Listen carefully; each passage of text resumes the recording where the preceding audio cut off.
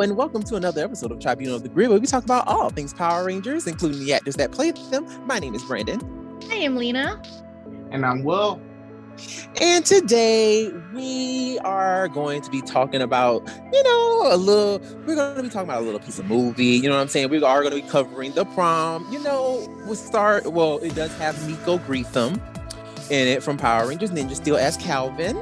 He will be playing a character named Nick.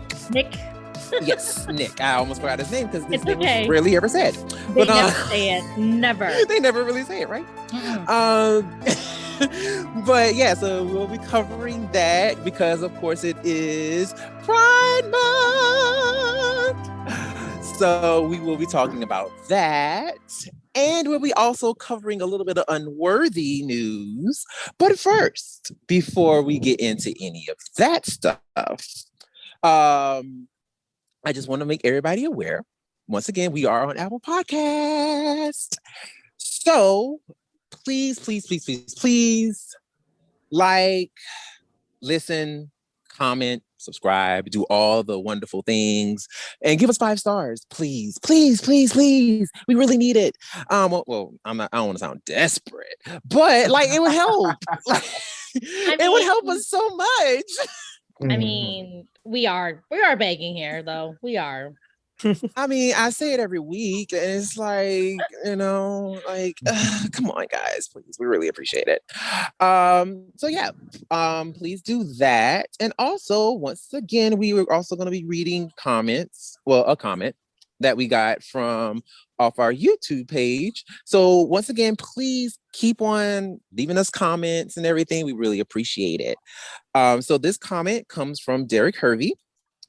And he says, hey, I'm pretty sure he didn't say it like that, but hey, thanks for the shout out. I'm glad your crew got some interest in the Battle Strike Team series from China. I think another series outside of Super Sentai, Power Rangers, or even Kamen Rider to look into if you haven't known about is the Takara Tomika Rescue Hero series. Yes. Tomika.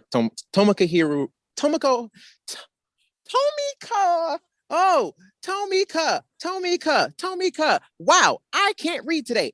Yes, that.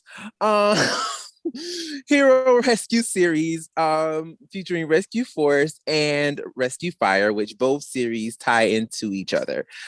Fun, interesting watches that you can view with good English subtitles. Yes, actually, they do have really good English subtitles. Keep up the phenomenal work, crew, and look out for me in the acting world. All right, actor, go ahead, sir. That is so cool. Moving forward, blessings all. Oh, thank you so much, Derek. We really appreciate it. Thank you. And also, yes, now, once again, I hate to sound like the biggest nerd of the group, but yes, I also know about Rescue Fire and Rescue Force. Those two series are pretty good. I actually enjoyed Rescue Fire a lot more than Rescue Force, but they actually do have very cool special effects. And I think the suits actually look better on Rescue Fire too. But definitely, guys, check it out. It's a pretty cool show. So basically, as a quick explanation of the show, it's kind of like a rescue kind of force kind of thing where they, the first one is mainly the group of heroes who are also kind of like emergency people. So you have like your firefighters, your paramedics, and things of that nature, and they all kind of like are like Power Rangers in a way. Sounds like Lightspeed. Exactly. It's basically kind of like Lightspeed. That's pretty much exactly what it is. But only like the suits are very much they look kind of like almost kind of like firefighter suits, but more stylized like Power Rangers. But not like the lifesaver candy that Lightspeed got. No, nothing like that. Like I've always found that to be so weird. It's like they look like umbrellas. I'm like, why do y'all look like that? Oh yeah. That too. Like, They look like umbrellas. They look like umbrellas. I'm like, y'all look dumb. But I was never a fan of those suits. Some things, those things was ugly. But yeah, they that's what it's given. They actually look pretty cool. And I actually love their weapons a lot more. Like their weapons and their mecha is really freaking cool. And they have really good CGI. So you can tell like these people, because I don't think Toei produced this show. I want to say Tomika, their brand actually produced the show. So like I guess they have more of a budget. And they really put their big toe into it because it looks really good. Especially Rescue Fire. Rescue Fire looks beautiful. So yeah, if you haven't heard of it or anything like that, I would definitely say check it out. And yeah, he's right. It is pretty good. Nice. Lots of things for us to watch. I know, right? Like he keep it up. Well, we won't even be able to review these movies and stuff that we be trying to review. Right? Seriously.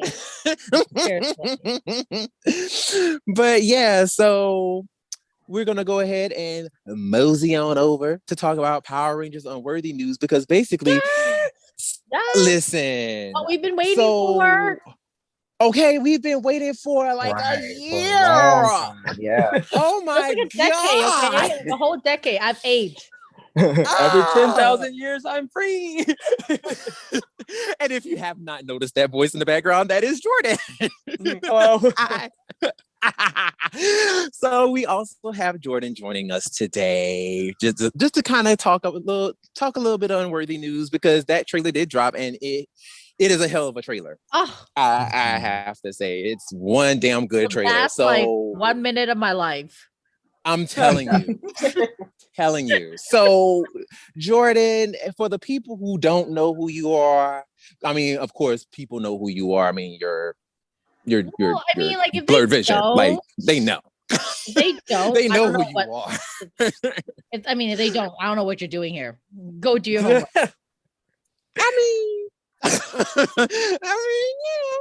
But hey, like for the ones who don't know, like let the people know who you are.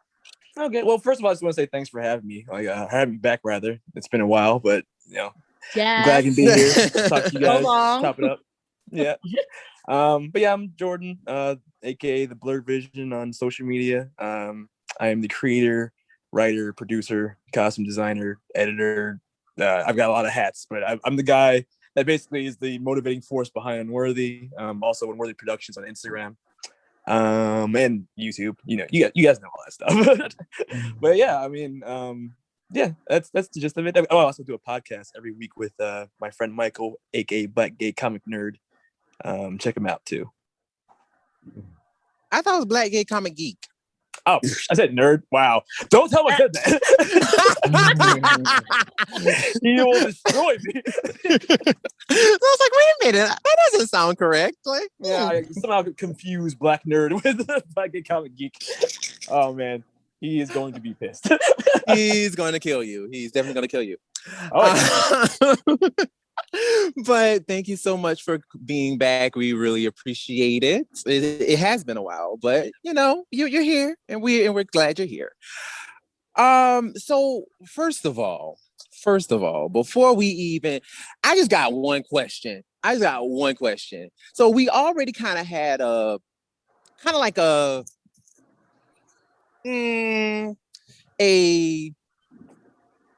I guess kind of like a what's the word I guess I'm trying to say. We've kind of had a kind of like a unveiling in a sense of what's about to happen. I know that is totally not the word I want to use, but couldn't think of it. We kind of already have that kind of like question of like, okay, is this going to happen? Is that going to happen? Episode 4 is basically going to be a full out,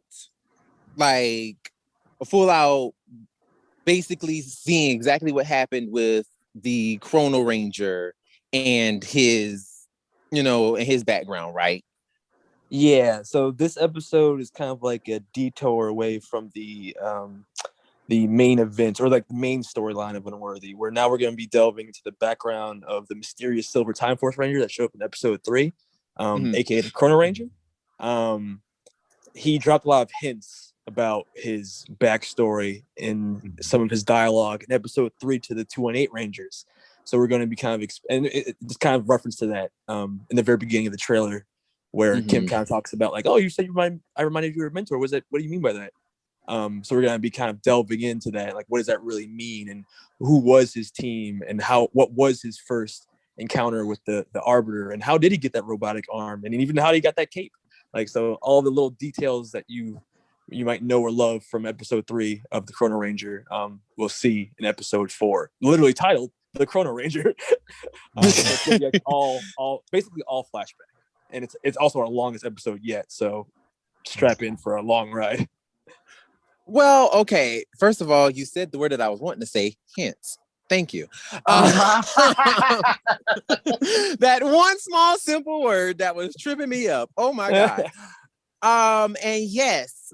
So, okay. Because yeah, you did kind of hint at, some stuff in episode 3, with everything. So yes. So we kind of have an idea of what's going to go down. We're just going to actually see it happening. Yes. We're just going to basically elaborate on the little hints we dropped in episode 3. Got you. Now, first of all, the stunt work, because like I've been watching the whole process, like the entire time. Like, yes, I've been like, snooping around on the IG stories and being like, what's going on? Like, what are they doing? Kind of being a fly on the wall. Yeah. And from what I've been seeing, it's going to be very stunt heavy. Like, this episode is going to be like very action packed, very stunt heavy. Am I correct in assuming that?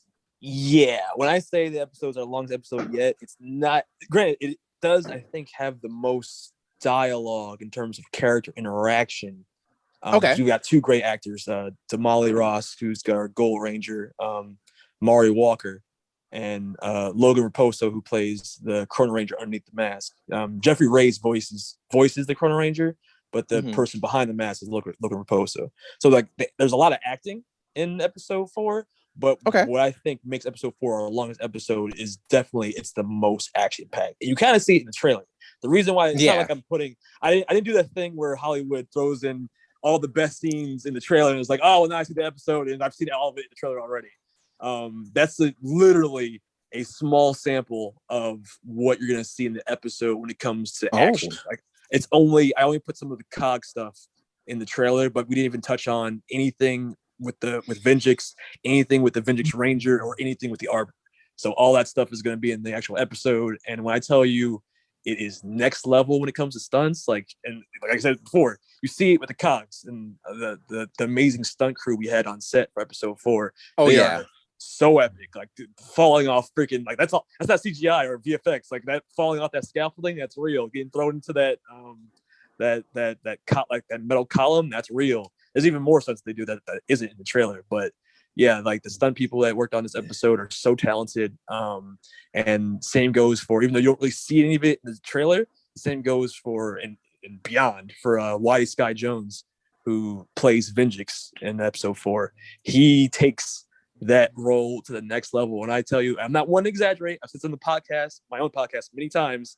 People always think like, he's just trying to like market it, or he's just trying to sell it. But no, I don't exaggerate my own work. I try and be as objectively honest as I can. And the things he does in episode 4, I'm like, this is TV. Like this is CW beyond. Like it's crazy. Like I'm on set like, we're making a movie. What is this? Yeah, things like Tommy corkscrew kick level stuff. Like it's gonna, it's gonna get nuts. So yeah, action. Oh shoot now. Yeah. All right. I have a question.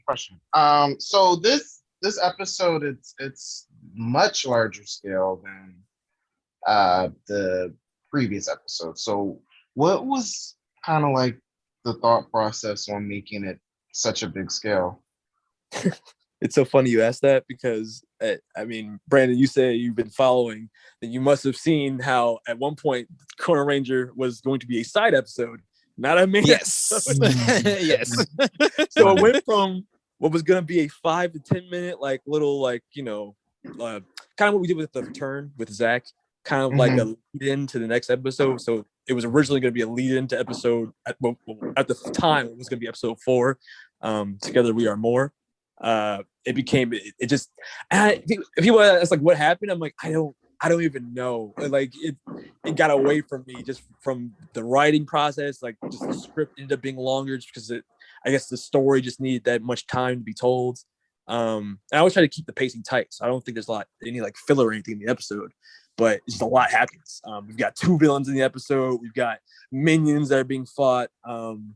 It was just kind of the story that I wanted to tell, and just ended up expanding into what it is. It's going to be easily over 30 minutes, full length. But I mean, just the nature of what we're dealing with. Like, and my girlfriend, who is our VFX artist, Beautiful Disaster, she kind of hates me because episodes 1 through 3, you know, for the most part, except for a few things with the Arbiter and like the beginning of episode 1, but for the most part on Earth. And it's usually present day, so it's like we don't gotta do much changes to the environment. But for the episode 4, and you saw it in the trailer, there are some shots where you can see like the exterior of the facility that the episode's taking place in, and you can see the Machine Empire ships flying overhead, and like there are shots where like it's Time Force, we're doing the future, so it's like holograms. Like there's so much that went into this episode just because of like what it's, you know, what the subject matter is. That it's just everything, all these factors at once is what made the episode so long and so large scale looking. I think it wasn't my intention going into it, but I'm looking at it now. I'm like, wow, this legit to me looks like something that could be on the CW. So I'm super happy with it. Yeah, like I mean, it's very impressive. It's very impressive, and like it was funny because like when you posted that one story with what sounded like the Jurassic Park theme in the background, it's so cool to kind of see, you know, how magic is made in a sense, I guess, where it's like, you know, she's standing around like pivoting in front of a green screen, and then you actually see what it actually ended up being. Like that's really cool to actually see that that's what it became. Speaking of what's going to become, if you see the raw of Unworthy with like there's so many moments like that where if you see the raw footage of Unworthy without VFX, it's like, man, this is so goofy. No, I'm sure.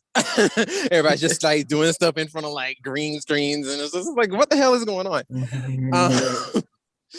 But no, like, even just like pointing the gun, like in the cockfights, it's like, bang, you're dead. Bang, you're dead. Oh my gosh, I hope someone is saying that. Please have someone saying that. Just being like, bang, and it's like, all right, and then you see the person fall. Basically. Oh wow. Oh my god. That sounds like a possible like extra, like a raw of you just shooting somebody. It reminds you that like, oh yeah, we are just big kids playing, aren't we? Because it's like, pew, right. I got you. Pew pew. Yeah. But now, speaking of becoming, so I know you were always, you know, like you wanted to bring in, you know, the Gold Ranger, and you even had a previous girl playing Gold Ranger, Marie Walker. Was she originally going to be the Gold Ranger, or did that just happen because then all of a sudden the other girl came in and she just happened to be black? You're like, let's draw this little connection or something. Like, no, that's a really valid question, especially for people that have been following since the beginning and have seen the changes that kind of took place in production as we were doing it. That's part of the reason why production took so long. There were things that we filmed that when we had to switch cast members, we had to refilm. But originally the character's name was Mari Udahime, which was a reference to Mara Gold, who was the Gold Deca Ranger, which was the Sentai SPD counterpart. Yeah. So I wanted to be a reference to that because our actress at the time was Asian American. But because of COVID, paranoia and just, safety concerns because she had like a lot of older people she lived with. She was just like really concerned about coming out and filming. And we were like only like not even halfway into production at that point. So like it just became too much of a hassle to try and like make that, like there was no way for us to accommodate that beyond what we were already doing. It would end up having been a thing where we had to like had these restrictions on when she would be on set, when she couldn't be. And unfortunately the way we were structured with filming, that just wouldn't be possible. So like there was no hard feelings or anything. We just had to find someone else who was more readily available. And the entire thing was the actress wasn't a stunt woman. So Molly, or Damali rather, she was always going to be the person. Actually, that's not even true. We had a different girl who was going to, it was actually going to be Jenna Garcia, who was the Pink Ranger. She was going to stunt double for our original actress for the Gold Ranger. But when the actress couldn't make it, we're like, all right, so let's find someone else for the role. We're like, okay, let's get Damali in. And I was like, okay, well, Damali can also act. So let's just have her, rather than have a separate person to be the Ranger stunt double and a different person to be the actress for the Ranger, why not have her do both roles? And it was an opportunity for her because she's mostly been a stunt actress, not so much like an actress. So she was kind of like really eager and thankful for the opportunity to actually get the chance to act, outside of the mask as well. And then from there, it just became a thing where it was like, okay, well, she's not a Mari Udahime anymore, so I need to switch up who is this person now? And it was just kind of on the fly writing, like, okay, well, a lot of the theme of episode 4 was about legacy and about worthiness and about taking up the mantle of your predecessor. So I decided, like, okay, it would make sense. And she kind of gave me a Katie Walker vibe. It was like, a Gold Ranger, Yellow Ranger, maybe the daughter of the Yellow Ranger is a Gold Ranger. That'd be pretty cool. And just from there, just kind of naturally evolved into like, okay, let's Mari Walker rather than Mari Uduhime. And I think honestly, it worked out for the better because since we were still so early in production, we were able to make changes, not just to the script and just to add certain elements to the script to draw that parallel between her and Katie, but also kind of incorporate Katie's super strength into the action choreography. And that, oh boy, when you see what she's able to do with Katie's super strength, because even though Katie has super strength in the show, there were moments where she would use it in her Ranger form, but I feel like the idea of a Ranger with super strength was never elaborated on enough. So there are things she does in episode 4 that really show you that it's not just that she's like a powerful 6th or 7th Ranger in this case. She's a Ranger that is super powered because she's got super strength on top of being a Power Ranger. So I can't wait to show you guys what that looks like. Yeah, because like that's very interesting that you say that, because as we already know, the Yellow Ranger was a guy in the Japanese version in Time Ranger. And when they would show that footage, the one thing that always come to mind is that scene where she's holding the door or whatever before the door closed, and I guess like a bomb was supposed to go off or something like that. And it's a guy, obviously it's a guy holding the door. Yeah. Because it's the Japanese footage. Yeah. So it's like in those moments, it's like, okay, obviously we know, it's a guy doing it who doesn't have super strength, but of course, she's like, well, it's a girl, so she has super strength. But that's one of the only times that we've actually ever seen her do it in Ranger form, like other than the occasional picking up, cyclobots and throwing them or whatever, occasionally. But for the most part, we never really actually saw her physical strength, her super strength in Ranger form. So that would be really cool to see. Yeah, it was usually in her civilian form for like comedic effect. Right. Like, and we have that too. Yeah. It's so funny. I was thinking about the couch scene too. Right. But we have moments like that too to kind of pay homage to the Katie Walker, to Katie Walker. But yeah, there are moments where it plays out in actual fights, like in Ranger battles, and it's cool to see. Nice. Okay, wonderful. Give us more black girl magic. Bad girl magic. Bad joke. I promise I'm not doing it. I'm not gonna do it. Because I know you hated Batwoman and that Batgirl magic. I know you did. Kind of cringe, but so I was like, I'm gonna do it, but just know I feel bad for it because I know you hate it. But yeah, so okay, so that's awesome to hear. Also, another thing that I found very interesting, we did see Jen pop up in this situation. She came in there for like a split second. It was like, you caught that. Oh yes. We caught everything. That. See everything. Like you thought you were gonna let that slide? Absolutely not. So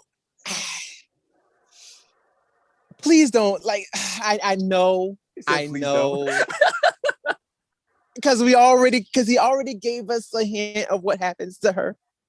I just want to know because I know what's going to happen, but is it going to be bad? Like, is it going to be like no, or is it going to be like, oh? It's going to be a lot of both. Wow. Yeah. So basically, what you're saying is, I'm gonna need a tissue and also boxing gloves because I'm gonna be ready to fight you, but also I'm gonna be also really upset. I'm gonna apologize in advance. Wow. Yeah, this episode. Yeah. How do I phrase this? Yeah, it's good that we have seasoned actors on this episode, because there's a lot of emotional weight in this one. There's a lot of awesome moments. There's a lot of like high highs. There's even still Power Rangers, so there's even comedic beats. There's still funny parts, still light moments, but the subject matter gets real dark. And I think all you have to do is listen to that conversation that the Corner Ranger has with Kim in episode 3 to know that it's, what's that Game of Thrones thing? Like, if you think this has a happy ending, you haven't been paying attention. Right. Yeah. Ah, man. Okay. But it's gonna be epic.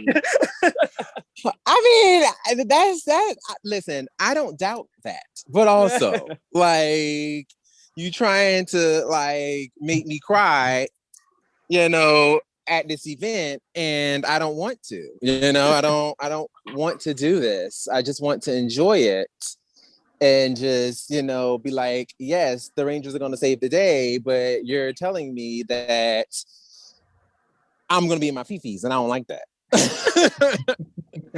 I know you like to cry, Jordan, but not everybody likes to, okay? We thugs over here to feel my pain. We thugs over here. We don't do that. We don't cry. But... Yeah, I really ascribe to the George R.R. Martin school of writing, where like you need to experience those low lows. Like I'm still a Power Rangers fan, so I'm not gonna ever go so far as to make it like so bleak that it's not gonna be Power Rangers bootleg universe ever. But it's gonna to enjoy the high highs, you have to go through the lowest lows. You know what I'm saying? So that's real. Unworthy is gonna be a journey. That's all I'm gonna say. And I guess my last question, going into this, is Venjix Ranger. What was the thought behind that? Because that to me, that is so far left field. Like, that is like, where did that even come from? like who would have even thought like, let's make a villain a ranger? Like, let's do that. Like, what was the thought process behind that? Let's see. Well, I guess the original impetus for it, because like the script went through so many changes for this one. Like, I think episode 4 probably had the most script changes out of any of the episodes so far. It's because we kept adding people, we kept changing things depending on like what we wanted to do action wise. Originally it was just going to be like Machine Empire focused, like just cogs and like stuff like that. Maybe like a Ranger or a Machine Empire general, but not Venjix specifically. But then when we got Waddy Sky Jones on board, who's like an incredible seasoned stunt actor, I really wanted to find a way to put as much focus on his skill set as possible. And he's a parkour guy, tricker, super amazing martial artist. So like there's a robot, like a robot general doesn't have enough flexibility to make that, skill set put to use. So like, but what does a Power Ranger? So I'm like, okay, like next step of logic is like, okay, so how do we make a villain to a Power Ranger? A random machine general? It's not cool enough. But who might actually become a Power Ranger based on what we've seen of them so far, Venjix. And I've been a fan of RPM, especially for Venjix as a character, because he's the only Power Ranger villain, I guess, other than in the comics with Draken, that's actually destroyed the world and taking it over. I don't think Venjix gets enough flowers on his name for basically winning his season, except for, I guess, the very end of it. Right. Yeah. So I wanted, I wanted to naturally segue from the show's continuity into Unworthy, like I try and do for everything that we do. But what I thought was interesting was that in the first time you see Venjix in RPM, his whole goal was just to destroy the Power Rangers. They're like the last defenders of the Earth in the last city of Corinth. So like, of course, you want to you destroy your opposition. And then the next time you see Venjix, he shows up, he jumps dimensions, which is even better for us because our whole thing's with the multiverse.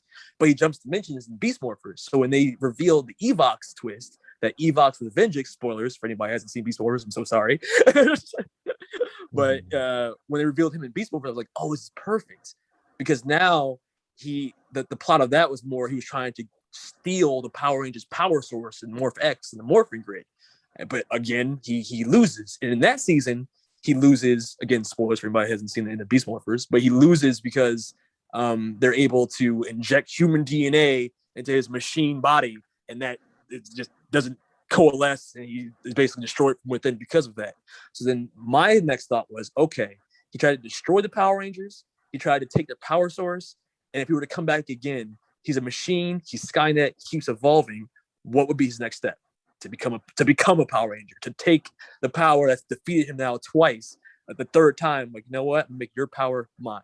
And that's the one side of where Venjix came from for episode 4, and the other side thematically was from my fanboyism for Guyver Dark Hero. If anybody's seen that, has anybody seen that? Yes. Okay, great. Yes. So Guyver Dark Hero, the aliens or the villains in that series / movie are the Zoanoids. But in Dark Hero, a Zoanoid gets the power of a Guyver, which is essentially our Power Rangers in that universe.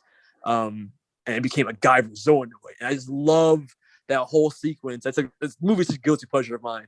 But I love that whole sequence where the Guyver Zoanoid is formed and it's like, I'm the next step in your evolution. So a lot of that is channeled into Venjix this episode. So now that you know that, you're going to be looking for that. And I'm telling you, like, there's some scenes that are almost one-to-one to Guyver Dark Hero just because I love that movie growing up.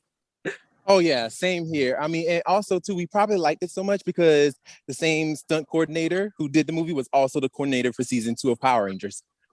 That makes a lot of sense. I think the Guyver Zoanoid, or was it the Guyver? One of them did the Tommy corkscrew kick for the movie. Yeah. Exactly. So, yeah, that it makes perfect sense. You're using Time Force for this. Why are you using Time Force? That's interesting. It's kind of working backwards from the fact that the Chrono Ranger was a Time Force Ranger in episode 3. Right. That originally, even like the reason why I chose a Time Force Ranger to be the Chrono Ranger was just because I felt like it should be a Time Force Ranger kind of jumping through timelines and multiverses to try and fight the Arbiter. That's kind of how it started. It wasn't like, I just felt like that made the most sense. If it was going to be a Ranger jumping through time and timelines and multiverses to chase an evil Ranger, I felt like Time Force make most sense. And then from there, just working backwards to episode 4, it was like, okay, so all right, he's Time Force. So where, like, that means he's basically a police officer in time, right? So let's talk about the Time Force HQ. Let's talk about Jen, his mentor. Let's talk about his partner, Mari Walker. Let's kind of elaborate on that. Okay. Did like how far back did it go for you to like to think of I guess exploring the backstory of Chrono Ranger? Like, was this like always the plan, or did it just kind of come to you? I had a skeletal outline. Like, I have a skeletal outline of the entire series plot points. But as we go, I don't write everything out. So I have like bullet points of what I know the characters like quality, like personality qualities are, what I think their history might be. Mostly just so I know, like in conversations, you know, what their responses and their reactions would be to things. But in terms of like a super detailed backstory for them, I didn't have that completely planned out. So that's why things like Mari Urahime can become Mari Walker, because it's not set in stone. And that was even during production, it's not set in stone. So imagine even before that, it's very nebulous and it's all like a cloud phase type of thing.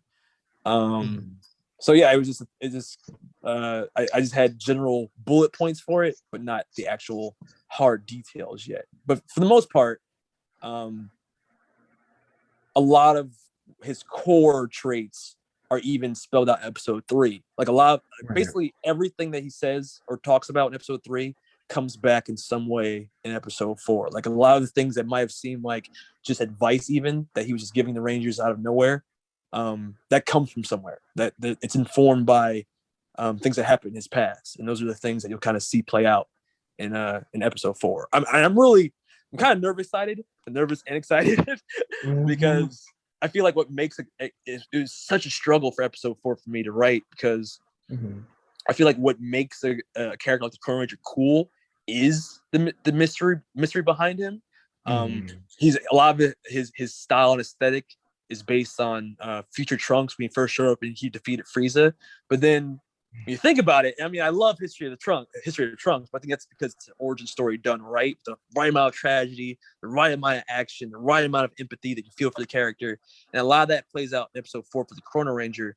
But then we really think about it, as badass as Trunks was, when you see him show up to kill Frieza, when you see History of Trunks, it's his origin. So he's not that badass yet. So he's getting his ass kicked a lot. Like, he's not the same person you think that he was when you first meet him in the Android saga. So I was scared.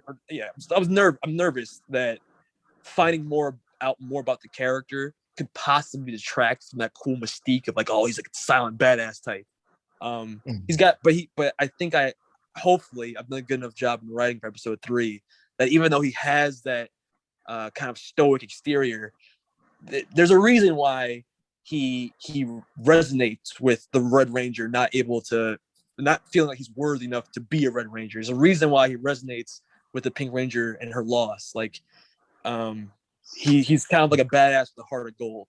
So in episode 4, because it's prequel and because it's his origin, it's a young version of this character, you kind of see that heart of gold kind of at the forefront. You see that soft, gooey center at the hard exterior. That's the Chrono Ranger. The Chrono Ranger, and I'll just say his name now. It's not even a reveal. I think I've dropped it here and there before on an Instagram, but his name is Caden Pierce. So there's a difference between Caden Pierce and the Chrono Ranger, and you kind of see that dichotomy play out in episode 4. Okay. Well, first of all, I know I didn't see that. Well, there you go. Exclusive. Well, there we go. But no, like that's really cool. That is really effing cool, because like, you know, you did touch on a lot of things that I was definitely wondering about Chrono Ranger, especially with, you know, like, how is he actually going to be? Like, was he always this badass, or, you know, was it a situation where it was just kind of like, yeah, I wasn't always this way, you know? Let me tell you a story. Picture it. Yeah, that's pretty accurate. It's like the Chrono Ranger is like the darkest timeline version of that character, which I feel like a lot of Unworthy is the darkest timeline version of events for people. I mean, seriously, because I mean, most are just getting killed left and right, getting shanked by this random person. It's just like, why are you stabbing me, sir? Don't you realize that the exterior pain that you're giving me is just you channeling your internal pain? Oh, you're stabbing me more. Oh my God.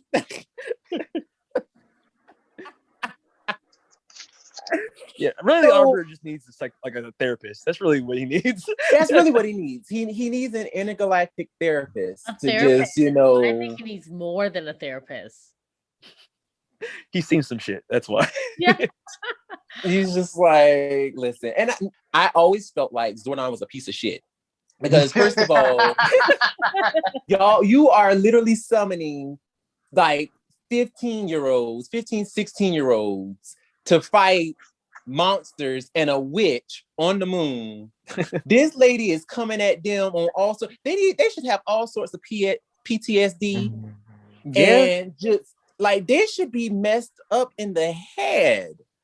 That's like one of the things I think that the bootleg universe did right. Like they would be fucked up if they were child soldiers, basically. Right. Yeah. Except they're not. They're like, la-di-da-di-da, let's go to the mall. Yeah. It's like, we're only risking our lives every day, whatever. Right? Every day. Whatever. Exactly. Every day.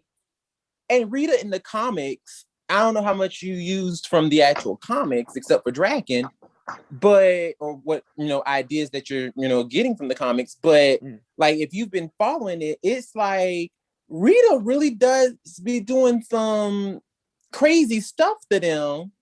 Well, when she was anyway. She was doing some crazy stuff to these mugs. And I'm just like, how in the world are y'all able to function? Like, I mean, I would be flipping out on people. Like, I would be looking over my shoulder constantly. Like, I would be a whole mess. Yeah, there are things in the comic that I'm like, how do you guys sleep comfortably at night? Where like Scorpion can just show up in Tommy's bedroom and shit.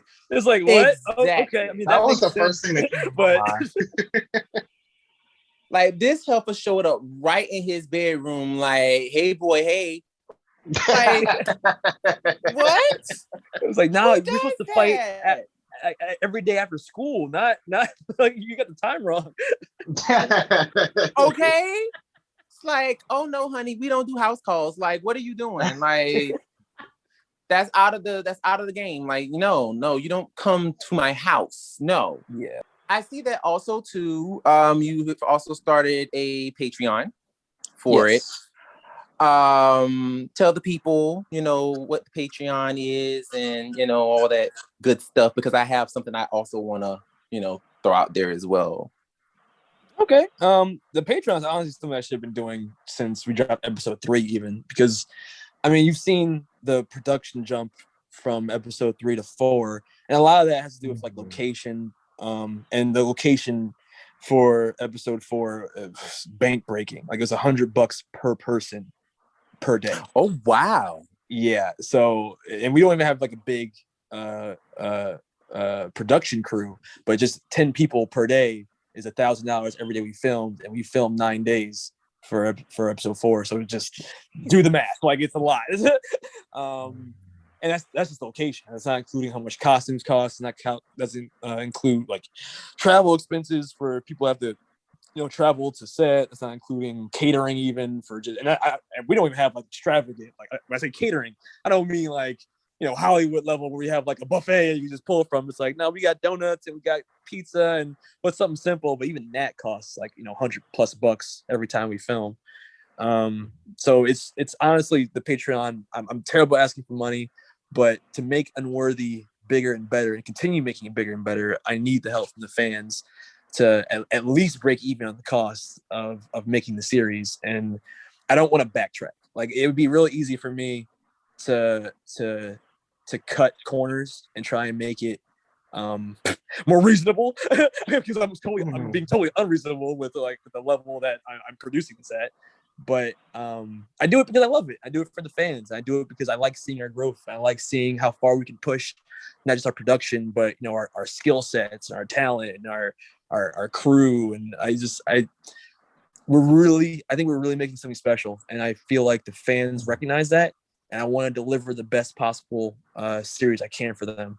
So the Patreon, it's got like a lot of bonuses for our loyal patrons. It's got you get free access to the digital comic that we released a year or so ago, maybe even a year and a half ago.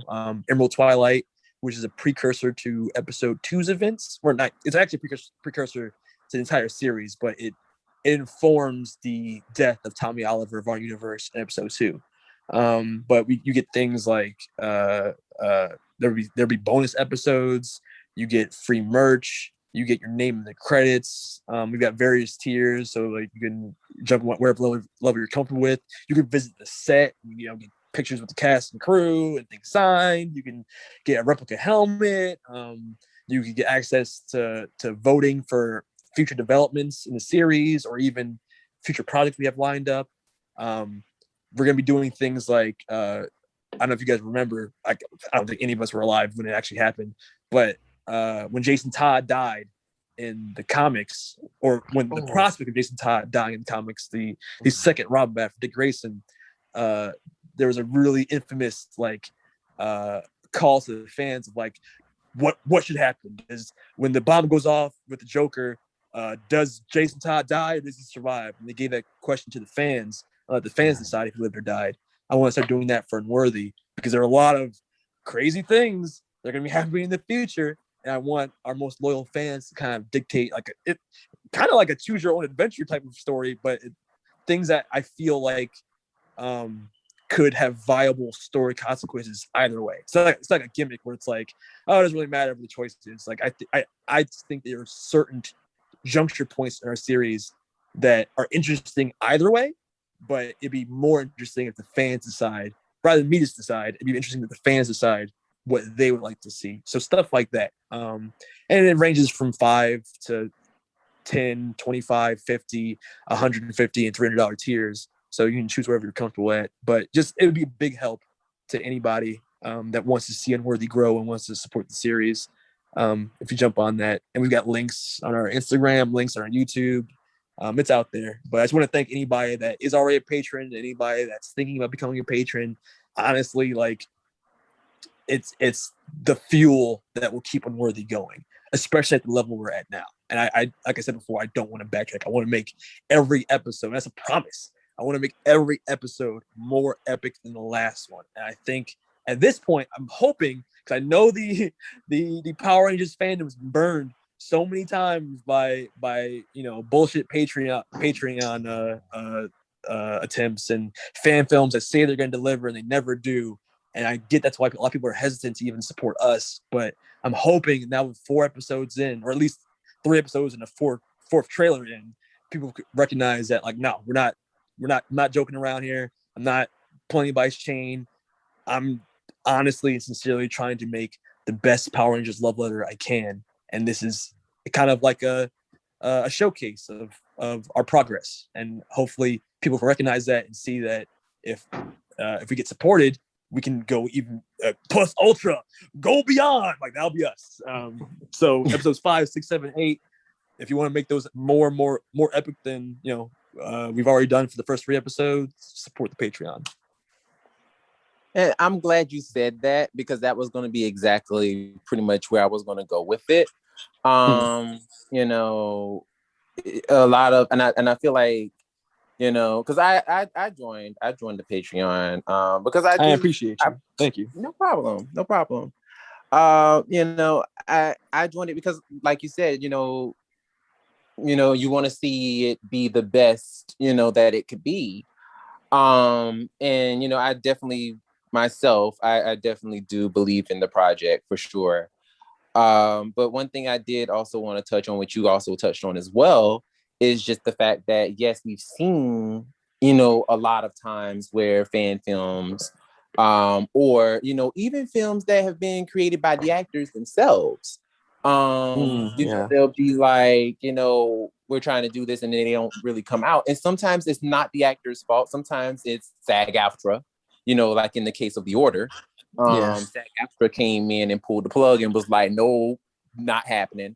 So a lot of times what happens is, you have these situations where it's like, it's out of our control, and you have some situations where it's just like, yeah, child, this wasn't gonna happen because I mean, just look at it. I mean, girl, bye. But and some people know what I'm probably talking about. Some people can probably guess, but you know, but at the end of the day, you know, this fandom especially has seen this happen a lot. Like we've seen this kind of stuff happen, and you know, it does kind of leave a bad taste in people's mouths, if you will. Yeah. And it does suck because when you do have actual projects that we've seen, you know, is, you know, actually really good and it's getting better and it's growing and like, you know, and it doesn't have a budget, you know, but it needs, you know, that extra push, you know, it's like you kind of like if you want to be better, like what else do you do? It, you know, like you have to, you know, help if you want to actually see, you know, help see it get better. If you can, you know, but it does kind of get under my skin in a sense, because me just even being an actor, you know, I've been on projects where, you know, we did not have a budget and you could tell, you know, like, it was terrible. We had to get our own food. Like, it is terrible, Your Honor. And, you know, it's one of those things where it's like, this would be so much better if this had a budget. Like, you know, and it does in a way, it does almost peel into the performance of it, where it's like, I don't even feel like really doing this because I'm like, they barely even have enough to pay me to even be here. And also, like, this thing is crappy. Like, they can't even feed me. I got to feed myself. It'll be so good if, like, and I'm just putting it out there to everybody, you know, the doors to the Church of Unworthy are open. You know, pass around the collection plate, if you will. You know, if you can, please support. Because I mean, it's like, it's a crying shame when a fan film is almost better, if not in some ways better, than the actual show itself. Like that is when it gets to a point where it's like, something gotta give. Like, Power Rangers, either you need to get better or give us money. Or give them money. Like, do something. So like, yeah, I couldn't even imagine if we had a budget. Like, I saw and we've never, like, we've done 2 fundraising attempts in the past and neither even reached their goals. That's why I didn't even try to do a third one. I was like, maybe the Patreon's a better way to go. But I'm looking at, like, I'm just sitting back and seeing, you know, shout out to them. Love what they're doing. I can't wait to see it, like, what it looks like. But Legends of the White Dragon, looking at their 500,000 Kickstarter campaign, right? Like, oh, if I even had a tenth of that, I don't know what I would do. You know what? We talked about this before. What you really need is just Jason David Frank, because everyone will be throwing your money. Okay, yeah, that'd be nice. Like, good Lord, like. And I swear to you, they've been like talking about this project for like almost a year now. Where is the product? Well, COVID, I can tell you that. It was COVID. Jordan, real quick. Speaking of COVID, how did that affect the filming? Did you have anything done prior to? I mean, I explained it was definitely an issue. It did make filming a lot harder, especially since we're trying to do it. I mean, just filming episode 4 in general was hard because we're doing it during the winter. Because I was trying, well, not just me, we were all trying to get it out as early as possible for the fans. So we're filming through the cold ass winter, and not even just that. The location we were filming in, it's unheated. So, like, there are literally moments where you can't really tell unless you're looking for it, but there are certain moments where you can see people kind of like shivering, and it plays in perfectly because it looks like people are afraid in certain moments, but it was cold on set, and the place we were filming in, it was even colder at the set than it was outside. So if it was like 40 degrees outside, it was 20 to 30 in the building we were filming. Oh my god! Yeah, it was because basically it was like almost like a cave. So like there's it all the cold air just kind of settled in that spot. It was, oh my god, we had like heaters on set. It was crazy. But for COVID, we our original Gold Ranger actress basically like bowed out because she just didn't want to. She didn't feel safe no matter what kind of guidelines or things we had in place to try and make it as safe as possible. She's never felt comfortable being around people at all, even with masks on, just because of there's even with masks, not zero chance of contracting anything. And the people we worked with, a lot of the stunt actors, they were constantly on big sets, like actual real Hollywood sets. So there was always the possibility that you could contract COVID at any moment. So she didn't want to kind of put herself in a situation, which is understandable. And it's not like it was a completely unfounded fear, where there were a couple of people that they didn't get COVID on our set, but they like between filming days, they would be like, oh man, I just got tested for COVID and I got it, so I can't come back on set. And it's like, we just saw you last week. Like, when did you get it? Oh man. Like, and then we find out that they got it from people they were working with on other sets. But just that fear of like, you don't even know, because this is also before we even had a handle on the vaccine. So it's all that paranoia of like, you don't know, you might be asymptomatic. You don't know if you have it or not. You don't know how contagious it is if you're around somebody. Thankfully, there was no outbreak on our set, but it's the fact that people that were part of the production would contract COVID, on the off days. That was enough of like a fear factor of like, oh my God, like, it made people paranoid. That makes sense. But for safety measures, we just did everything that basically Hollywood does, which is, mask up, try and get tested before we actually start filming, sanitize hands, 6 feet apart, mask up, try and do what you can.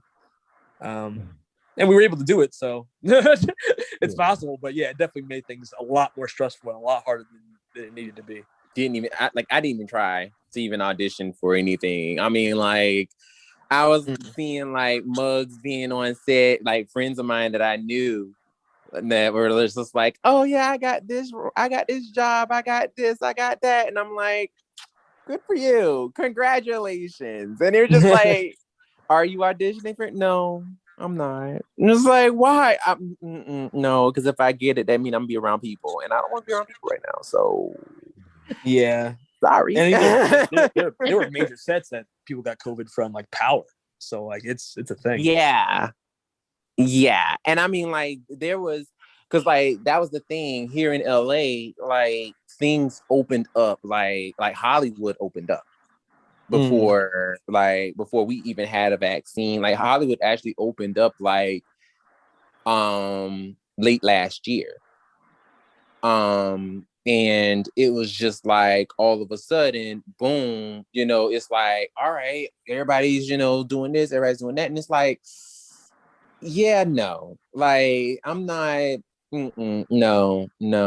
And I mean, I knew a lot of friends that would be on sets and all of a sudden, like, their show would get shut down, or the show that they were working on would get shut down because somebody in like the crew, would get COVID, and that'll shut down production for like 2 weeks.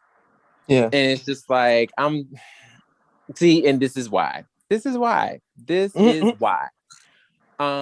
even testing's not like a guarantee, because like I literally experienced, there were times where, not on set, but like I worked with somebody doing like previous choreo for something for a different project, and after we worked with her, a couple of days later, she sent a message to me and my friend that was working with her, and she was like, "Yeah, I wasn't feeling too well, so I got a COVID test, and it came up negative. We're gonna meet up again like later in the week." But she was like, "But if I don't feel better by like a couple of days, I'll get another test." So she got that first test, even though she wasn't feeling that great, it came up negative. But then a couple days later, when she got it again, it came up positive. So it was like a thing where it's like, oh, okay. So does that mean you had it when you were with us and just didn't show up with a test yet? Like, when did it kick in and become contagious? Like, so did we all get tested? You know what I mean? It's like stuff like that, where it's like even a negative test isn't enough to make you feel safe, especially before there's a vaccine. Right. Oh gosh, I know that's freaking scary. Just like all of a sudden, like mad paranoia, like, oh no, I may have it. No. Yeah. Oh gosh, that's insane.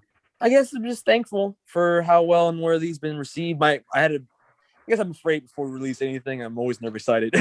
But before we released episode 4 trailer, I was worried because I'm like, we haven't released anything in like almost a year and a half now. Like not even the last episode, but just like the last release, which was the Unworthy theme song. That was like over a year ago. So I was like, I hope people still care because it's been so long. Especially since the production took so long for all the reasons we kind of talked about. I'm just really relieved and I'm happy and excited for now that in a week, like I think this is our best performing trailer so far. We received more likes and comments in 1 week for this trailer than we've received on any of our previous trailers. So I'm just like, okay, we're almost at 100,000 views now. So I'm just like, I'm so happy and thankful and excited for what's to come. And I can't wait for fans to see what episode 4 is going to be and beyond episode 4. I'm at the point, and I love episode 4. Episode's going to be so epic. But I was saying this on set, basically all throughout production, that like, I love episode 4. I'm excited for episode 4, but what I'm really excited for is episode 5. Because episode 4, if I were to equate anything, it's like the Winter Soldier of our series. But episode 5 is Infinity War.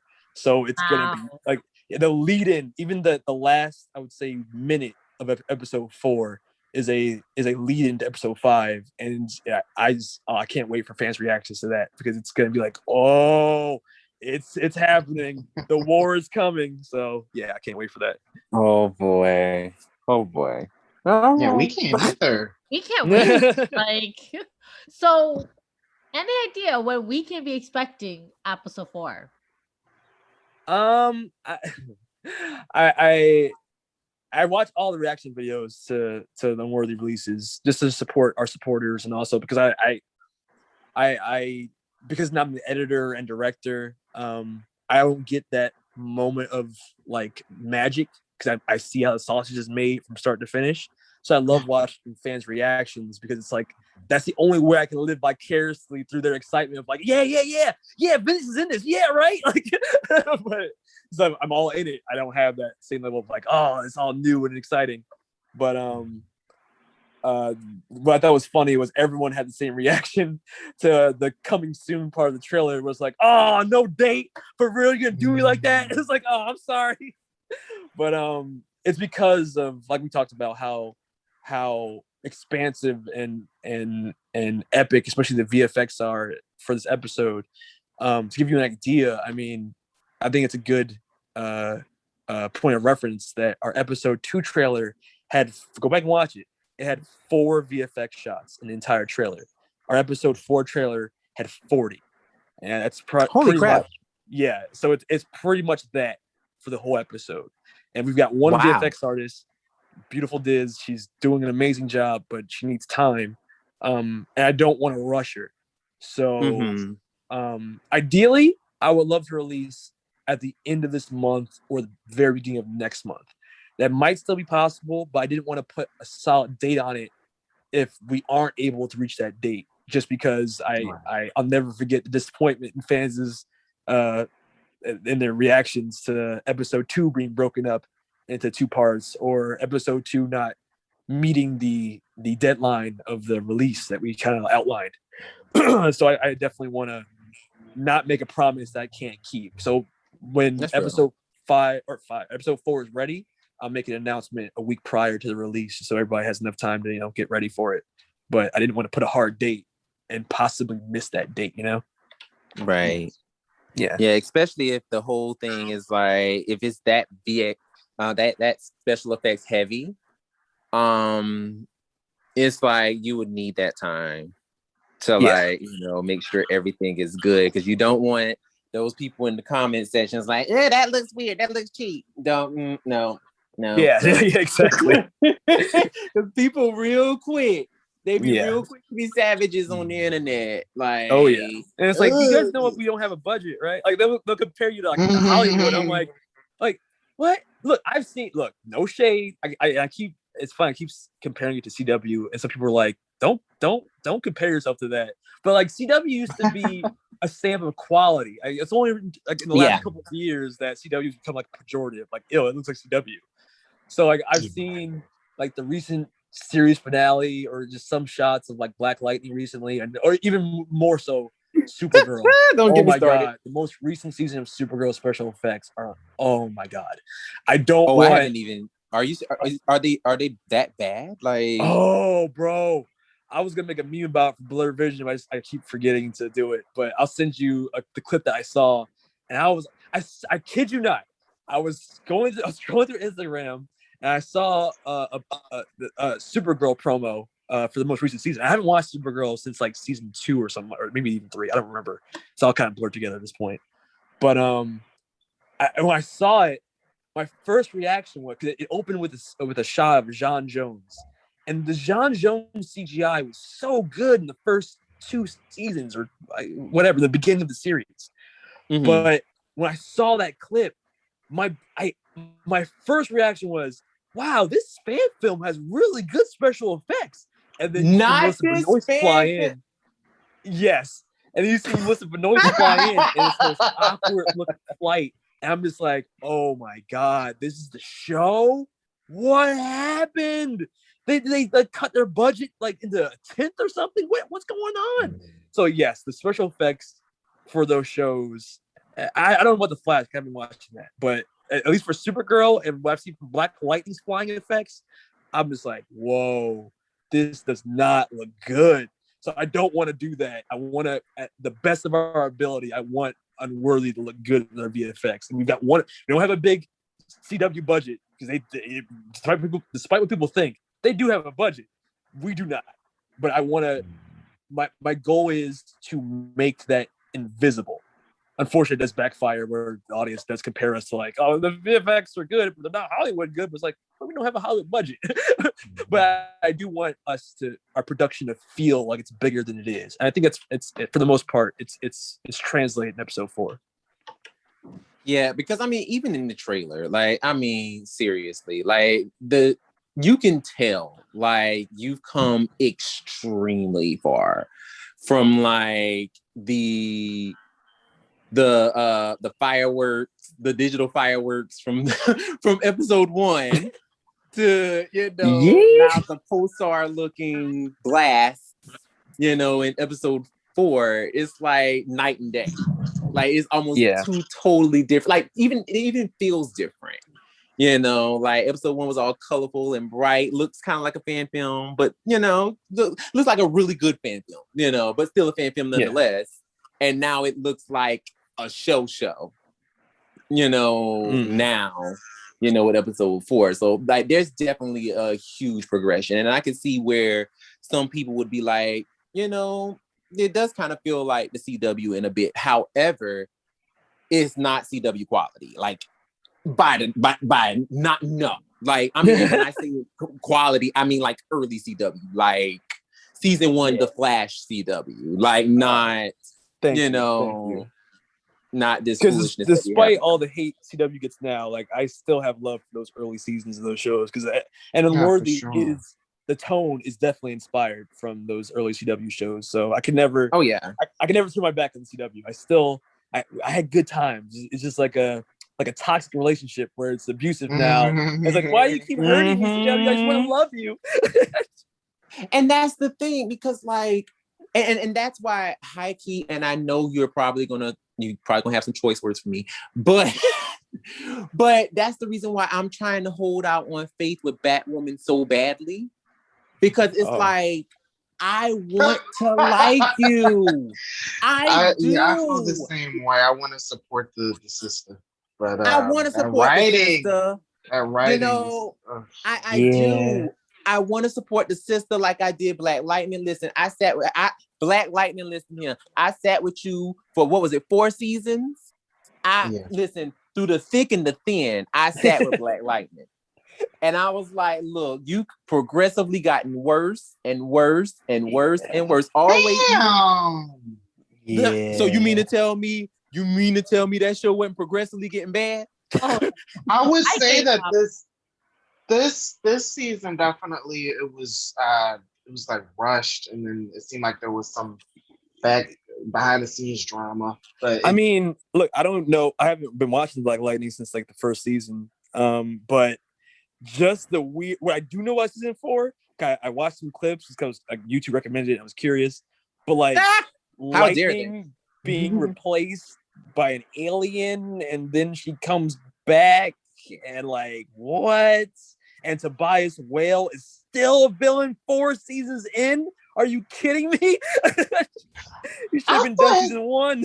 I thought I really wish they would have went with Lady E, but I guess Jill Scott was expensive. But Tobias got better, in my opinion. Did like he? his acting got better. His acting got better compared to the first season.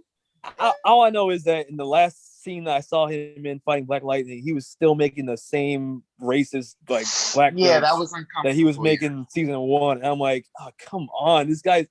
Nothing's changed. At least in the scene that I saw, like, nothing was different from what he was doing in season 1. I was just like, all right, that's to crazy. Me, that's still a problem. To me, he that's what he was given the entire time. I mean, like I will say this: they did try to give him. They did try to make him a little more evil this season, his final season, with the ploy that he was doing. So it was more so of the writing, more or less the acting, because the acting was still the same. The writing was more so him. You know, they gave him more of an involved like an involved like scheme. You know what I'm saying? Yeah. So that made him seem more of a menace and more of a threat this time around.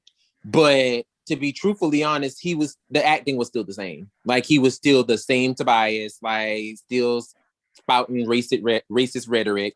Yeah. And it's just like, okay, it's just the same dude since season 1. Okay, great. You know, like it wasn't nothing. And like just like with the clip that I showed you with Painkiller, giving us that, you know, that throwback Time Force, you know, flash fight scene choreography. It's like, this thing looks terrible. Like it just. What? You didn't like the Painkiller stuff? No. No, I didn't. I did not like it. I'm sorry. I didn't like it. I mean, I liked what they were trying to do with him, because it was trying to make him like into like a half anti-hero, half good guy kind of thing. So I kind of like that a little bit. Which also too, I am kind of side-eyeing the CW a little bit, because it's like y'all did take away y'all only black brother, you know, which was Black Lightning. Y'all ended his show, and then you canceled Painkiller, who was going to be the other only black guy in your lineup. So what? You can only have one black show at a time. We all know this. Well, no, they're going to have 2, because Naomi. Oh, Naomi, that's right. Yeah, Naomi with Ava DuVernay. You know, that's, you know, produced by her. Like that's coming. So you know, like they're gonna have 2 black women shows. So it's like, okay, so are y'all scared to make the CW 2 black? Is that what you're saying? That's definitely it. And I get that in like one more season. Like, if y'all scared to make the CW black, just say that. You know what I'm saying? Like, you know, but okay, like come on now. But yeah, like I don't know, like, but for sure, I definitely do feel like Unworthy is definitely the early days of the CW before we got to, you know, the foolishness that is of the CW now. So yes, definitely kudos to you, man. Like I am so happy to see this show and what is going to come from it. I honestly, and I'm gonna tell you right now, Jordan, my biggest prayer for this project and also for you is that something comes out of this, whether this is a stunt career for you or a writing career for you, in the cast, or something comes out of it, because you and the cast, you guys are so talented. Like, I spent time with Eric when he came to LA, and like spoke with Eric, because I used to do online like martial arts classes with him, and we got to hang out. And just spending time with him and getting to know him, you all are so extremely talented. And thank you. It would be a shame for nothing to come out of this. Like, just like, oh yeah, Unworthy's done. All right, great. We're just gonna go back to, doing other things. No, like something else needs to come out after this, or, some kind of something, because I mean, like I said, you all are extremely talented, and your writing eye is insane. So it's just like something needs to happen after this. Thank you, man. I appreciate that. Yeah, I just want to say, like, it's Unworthy isn't possible without the amazing talent of the team behind me. And it's all of them that have leveled up Unworthy to the place it's at now. And I hope we continue to grow. And I hope, that's also my wish, that we turn the right heads and it opens the right doors for the people in their careers, whether it be the actors or the stunt people or the visual effects or even the musicians. It's Mark Cooper and Ray Caesar did an amazing job in the trailer, and they're totally killing the episode.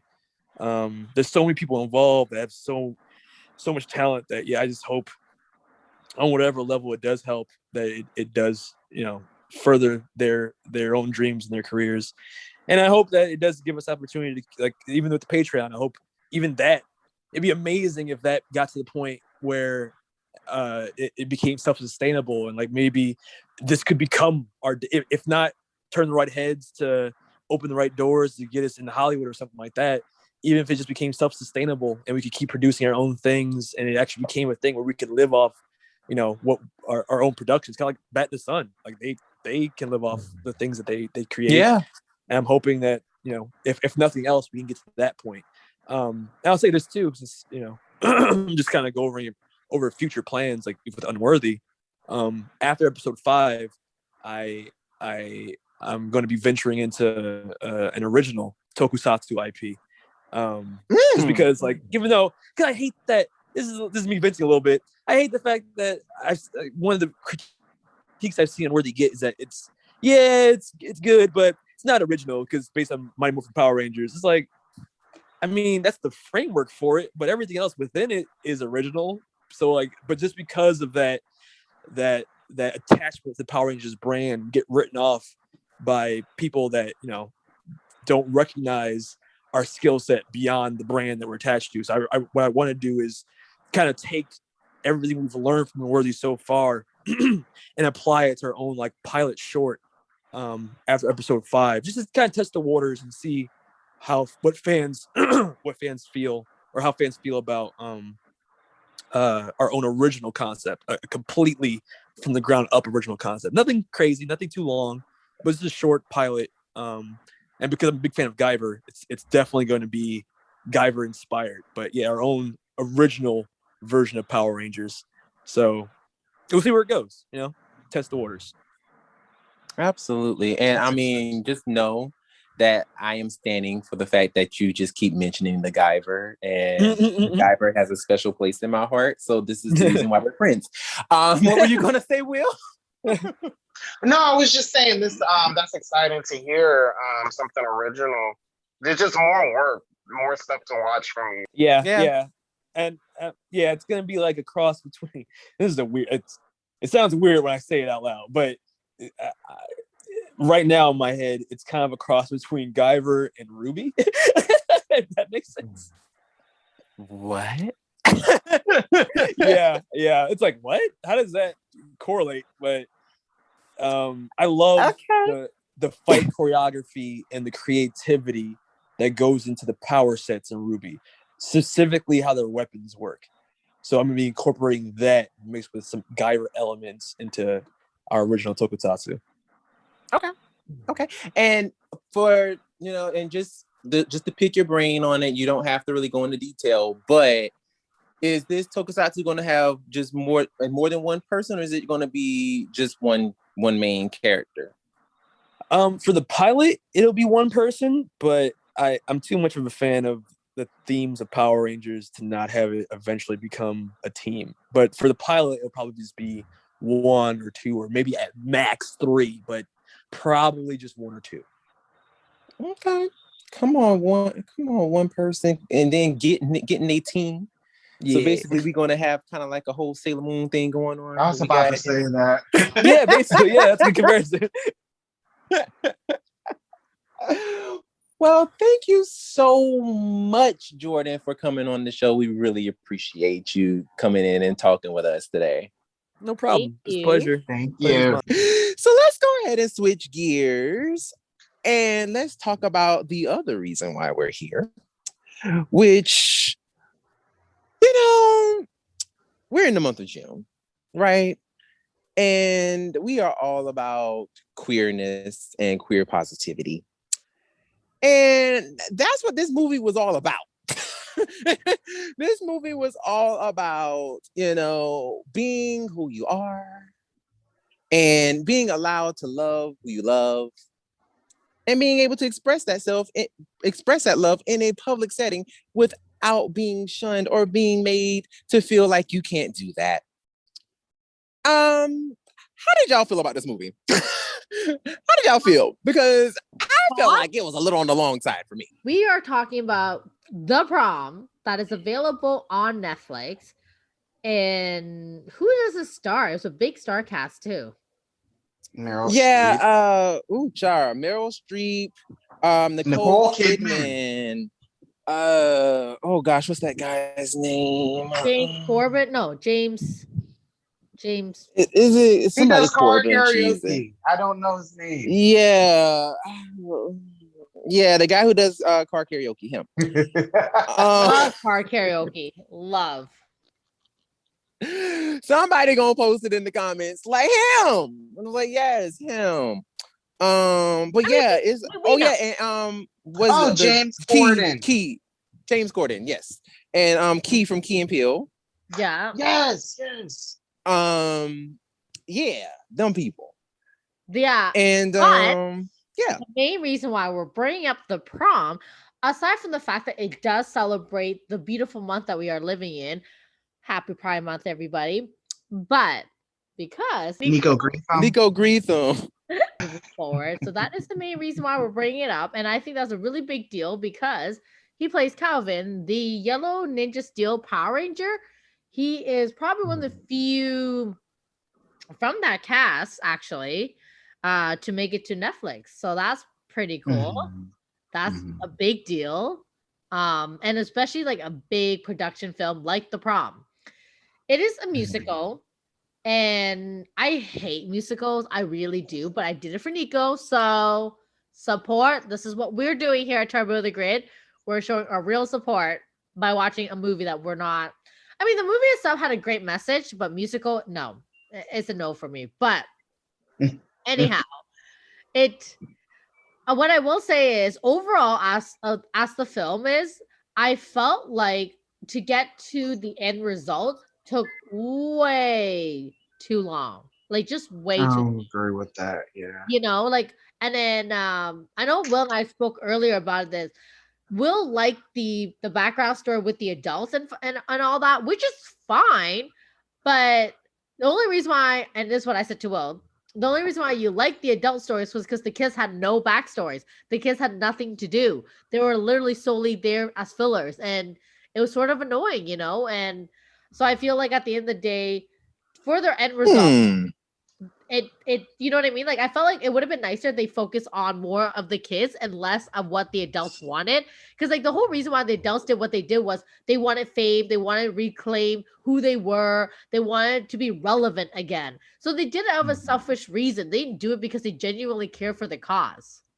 Well, it was nice that by the end of the movie that they actually had a change of heart. Well, for sure, right? Yeah. But I don't know. I just felt like overall the film should have focused more on the kids and I can understand that. The school and everything like that, and have them be the fillers. I feel like the fact that they had the heavy hitters that they had in there, that it kind of was a given that they were going to have more. to work with. Yeah. This is interesting because I like it when you are able to give a healthy amount of development and focus to your pretty much as your cast as you can. And there were so many characters in this one that they actually did that. I'm not gonna say like completely evenly, but pretty, like everybody got a pretty good amount. So I felt like that was one of the reasons why it was so long, because I thought it was a bit too long. Way too because long. they focused on everybody. I mean, that was great, but they should just highlight the most important stories, you know? Like Meryl Streep and her getting it on with that boy was not necessary. I'm sorry. I actually like that. I know you would. That's not the point, though, okay? The point of the storytelling is that she's not the main focus. It's all about her. It's about this poor kid who wants to take her girlfriend to prom, and freaking Olivia Pope said no. Oh my God. Like, she was a big old homophobe. Like, what? What do you mean no? Get out of my She was a full-on bigot. So here's my thing. Like, Lena, I'm actually like, I actually agree with you, on this, where it's like the other people shouldn't have, what I'm saying, shouldn't have been so, like, they should have included more of the kids in it. Or had more of a backstory, but also too, we have to also keep in mind that this is a film adapting from a musical, from an actual play. Right. So, and that's one reason why the movie was so long, but also too, the movie also, well, then again, we would, I can see that, but then also too, we would have to basically rewire the whole thing in a way. Because basically, if we were to get more of the kids and like backstories on the kids, then basically that would almost kind of shift the actual play and what the actual play was about itself. Right. Because from my understanding, the play, the movie was trying to adapt the play almost like very closely. So, the play, from my understanding, didn't really deal too much with the kids like that, because the main one that it dealt with was the girl. It didn't even really deal with her girlfriend. It mainly dealt with the girl. So it was just mainly, they added in certain things to try to give everybody a little more something to do, a little more. But overall, the main story was mainly dealing with just the actors and the lesbian girl. Like, those were like the main focused people. So that's why I guess the movie was mainly more so only dealing with them too. But they did try to like give us a little more with the other teenagers and stuff like that. Now here's the thing that I did not really care for. I guess for me, the thing that I was just kind of side-eyeing in a way, I felt like it dragged. And I felt like there was just a lot of dead air in between certain parts. Oh my God, so much. And I'm like, this could easily just be wrapped up if we just go ahead and just move on to the next thing. You know what I'm saying? And that's a problem with a lot of play adapted films. Like, there's always going to be that kind of like when you're trying to adapt a play, normally a lot of times they're trying not to take creative licenses and just kind of like just doing their own thing. Because a lot of times when they do that, either it comes out to be a hot boo-boo mess, or you have these situations where it's just a lot of just dead air, where it just kind of feels like things are just kind of happening without like necessarily having a point to get to.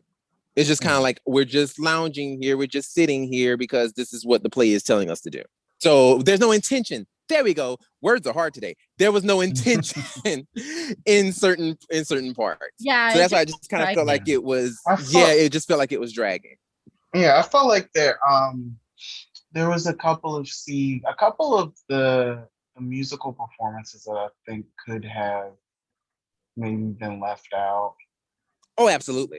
Absolutely. They could have certainly left some of them songs out because I was like, we don't need singing every 5 minutes. Right? Like, okay, the prom songs, they were needed because that's what obviously the show was all about. And that was cute how they did that. I was fine with that. So that's when Nico's character enters and he plays like JV football. He's got a cute girlfriend. He asks her to prom. It was a cute little thing. You know, I mean, he looked great overall. But yes, his character also, you know, they're from a small town.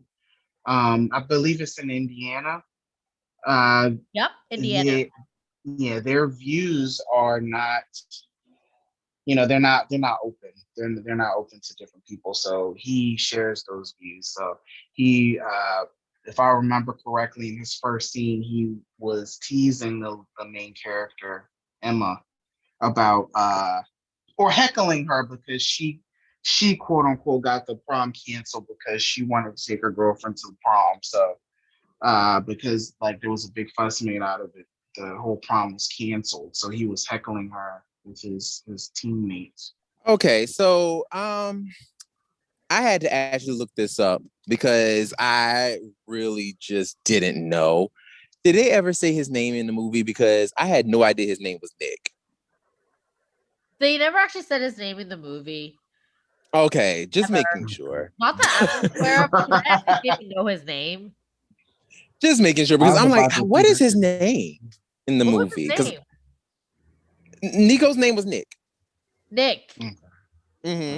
Really? Yes. I think I knew it was Nick because of his Instagram, but not because it was in the movie. That could be that could be a thing. Oh yeah, like I don't know, like his character made an appearance and it was very brief overall, like throughout the whole movie. So like he would show up, did his swim team thingy, made fun of the main character, show up again for prom proposal where he proposes to his girlfriend for prom. That was cute. And then he shows up like at the mall where one of the guys from the adult group was trying to like teach them about being open and accepting all, because they were very quote unquote religious, right? And they were saying like how obviously, in the Bible they don't accept this, yada yada yada. Even though there's a lot of shit in the Bible that doesn't get accepted, but yet we do it anyways. But whatever, that's a different topic for another day. Anywho, well, actually, it's a different topic that we can talk about next because they did a song on it. Yeah, there was a scene in the mall where oh my God, who's the character? His name was Trent, the actor Andrew Reynolds. The one who was trying to the one who kept saying that he went to Juilliard. Yes. There was a scene in the mall where he, I think it was after they did that horrible prom swerve, where they put the prom back on, but an inclusive prom, but they didn't tell Emma that she was the only one that was going to the inclusive prom, and then they had a prom for everybody else where everybody else was. So she literally showed up with the adults, accompanying her by herself. The only person in there was the principal. He was like, he didn't know what the hell was going on. But she was humiliated, of course. And then, oh my God, I forgot his name again. Trent. Yeah, he went to the mall maybe like the next day, and he confronted the kids that did that, and he did a song about basically the Bible verses. They're saying that being gay is a sin, but he talked about having tattoos being a sin, masturbation being a sin, premarital sex. I really like that song. I really like that scene because that's something that, a lot of times some religious people who aren't accepting of other people, yes, they will bring up homosexuality. Exactly. They will like amplify that. Like, that's the worst thing ever. Right. But they totally ignore everything else, and they do everything else. Exactly. So I love that song and that scene. I agree with you. I really did like that song too, and I like the lesson that was taught during that like little musical because it was needed. But it's absolutely like it is absolutely the truth, and that's what really bothers me is that you know they say this and this and that and blah blah blah, but I'm like, okay, but what about all of these other things that you're all doing? Right. And I'm not religious, but I'm also not like an atheist. I do believe in something. I just don't believe in, you know, putting all your eggs in the Bible and then pushing that on other people when you are ignoring everything else from that Bible. Yeah, I mean, like I agree 100%. And I mean, like, yes, I did. Like, I'm not gonna lie to you. I liked the song. I was just like, can we speed it up? Because this thing is long. Right? And I already had fatigue at that point. Yeah, I already had fatigue at that point. Oh my God. They had like 3 courses or something. It was ridiculously long. Yeah, it was like it had a dance break. I'm like, oh God, I can't take this song anymore. I need to end. But no, really long. Like I think overall the movie itself was just super long. There was a lot of songs that were just way too long for its own good. And like I remember I paused the movie like 3 times just to do other stuff.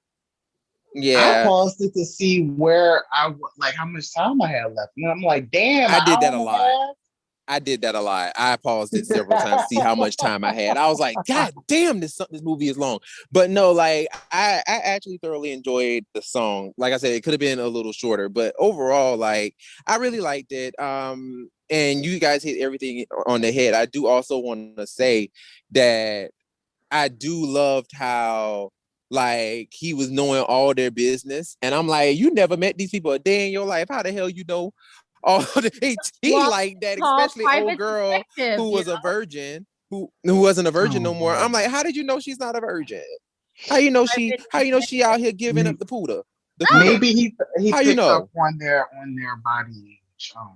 I mean, but still.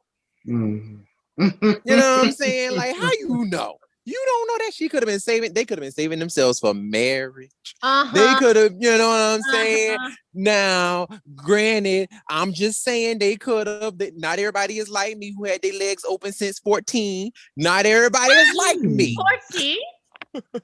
Well, technically 15. But like, you know, like I was experimenting at 15. Wow. Don't judge me. You were brave. I definitely did not try at 15. No. I was actually very curious. I was very curious. And plus in South Carolina, what else is there to do? This is true. This is like it's like literally even though my Florence is a city, it was surrounded by nothing but like counties and small other counties. So like even though we were a city, it was still pretty bland and lame. So it was like all we had was the 3 high schools, and that was mainly about it, and a mall. So it was like, oh, and a movie theater.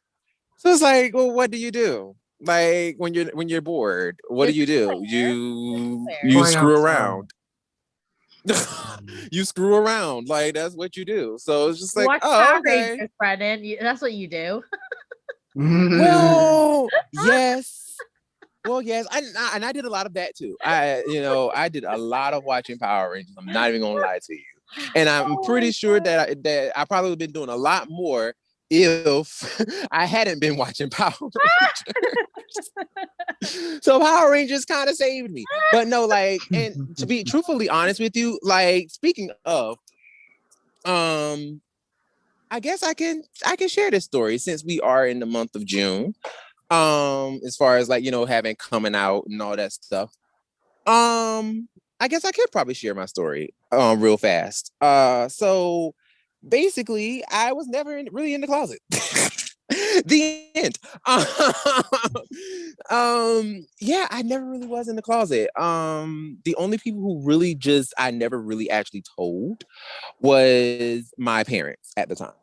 Like all my friends knew, my brother and sister knew, pretty much everybody knew what the tea was, except for my parents, which they knew.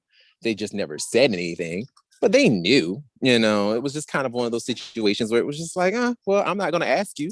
So, it is what it is. But I never really had a situation where I was like, oh my God, like I'm so terrified to tell my parents or whatever like that. You know what I'm saying?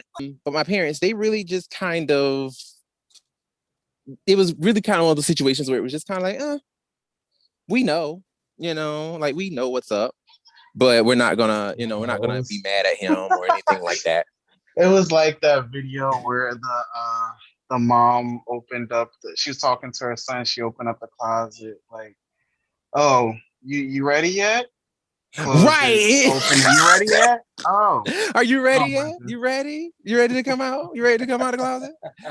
That's kind of what it was. Like high key, it really was. It really was that kind of situation because they already knew. It was just kind of like, we just waiting on you to tell me. I'm just waiting on you, and yeah, that's basically kind of what it was. So what the fuck? Yeah, like that's just what it was. It was just kind of one of those situations where it was just like they knew. So I never really had a situation of like, oh my God, but I did kind of have a similar situation with her in high school where it was just kind of like, yeah, I felt awkward about, being able to do certain things and stuff like that because I couldn't outwardly be with my boyfriend because my boyfriend at the time was DL. Like he was very much not out of the closet.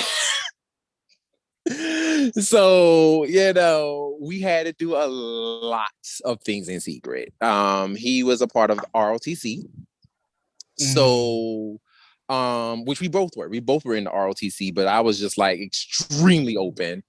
And, he was very much in the closet. I had no intentions of going into the military, but he did. So yeah, like there was a lot of, kind of like a lot of fear with him as far as like coming out of the closet and things of that nature. And yeah, that's just basically kind of what happened. But other than that, like I said, I basically always lived my life openly. And I never really had any issues with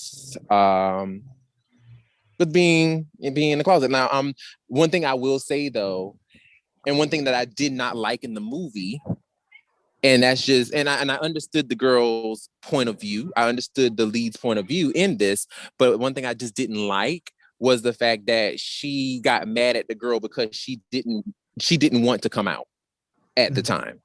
And it was almost kind of like she was forcing her to, where it was like, tell your mom. And it's like, girl, like, you don't know how this could have went. You know what I'm saying? And just because your parents gave up on you, that's a hard thing to put another person through. You know what I'm saying?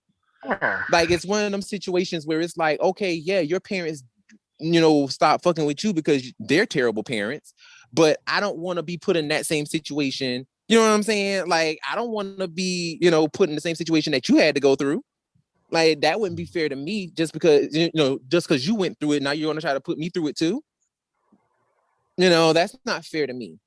So I could understand from Alyssa's point of view, Emma didn't really have a right to try to force her out of the closet. I did feel like she was really like pushing her and trying to give her the ultimatum. And in the end, like, you know what? F it. If it means that we're going to be broken up, then that's what it shall mean, because it was not cool. And at the end of the day, though, too, you have to understand where she's coming from. Just because you were willing to give up your whole family and your grandmother was willing to take you in, that doesn't mean that she has anyone else to turn to. Exactly. And that's my point. Exactly. That's my point exactly. Yeah. At the same time, you gotta remember she's, a teenager. She's selfish. Of course. She's thinking about she's so excited about having this moment with her girlfriend she's so in love. So I understand, but I also understand the other way of it. It definitely was very selfish.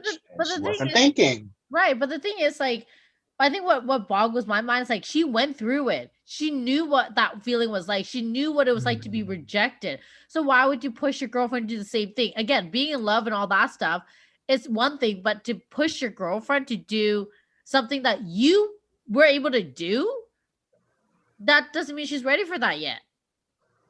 Yeah. And that's the part that got me. And I guess for me, being even being the 15-year-old at the time, well, I was 16 when I was dating him, but like, no, I was 15. I was 15, and even then, I felt I had that mindset that I have now, which is like, because I knew, going into it, because I had somewhat of a big brother in a sense, kind of, someone to talk to, which I'm pretty sure a lot of daughters don't have, but I had someone to talk to, and he basically kind of set me straight in a sense.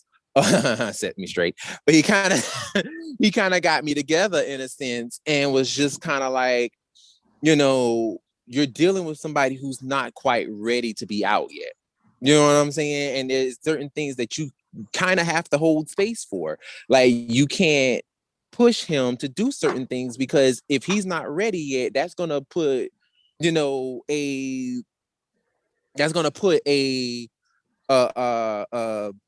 gonna strain your relationship if you're just constantly trying to push him to be out. Like, it's gonna put a strain on your relationship. And that's why we were together for almost 2 years. Well, no, we were together for over 2 years, I believe. But that's why we were together for so long, because of the fact that I understood, okay, I can't push this guy out. Like, the only way that he'll be ready to come out is when he's ready. And, that's just, it was what it was. Like, we were together until, he graduated from high school. And then after that, he went to the military, and basically we never spoke like that again. But yeah, like, it is what it is. It's one of those situations where it's like, when dealing with someone who's in the closet and who's not ready, and they know they have things that they may lose, that does make people feel like I can't be open. I can't come out and, express, the fact that I love what I love. You know what I'm saying? And it's either being the person who is out of the closet. At that point, it's like, either you hold space for that or you don't. And you decide that you want to move on and find somebody else that is going to be open with you. Yeah, no, absolutely. And yeah. I was pretty annoyed with her character too, because like at one point when she seemed like she was thriving, I was like, this is great. She made that whole beautiful song that's quote unquote went viral, and she did really well. And then I thought, okay, like she was just gonna move on with it, do her own thing. But then she decided to go back and be stupid about things. I'm just like, no, thank you. This is not cool. I'm not about this. Yeah. I don't know. Like, that was one thing I really didn't. Now, I will say, I felt for her during the whole prom situation, when they told her that, the prom was in the gymnasium, but they had a whole separate prom at the Elks Lounge. Screwed up. I was like, that's fucked up. Like, y'all ain't had to do that girl like that. That was dirty. And then on top of that, that was like a whole ass bullying situation, that whether or not they wanted to admit it, you basically got together. And then what really bothered me with that too was that the parents all gained up to bully a child. Mm-hmm. A child. Their hate was too great. And and I'm just like, how is that okay? Why has no one addressed that?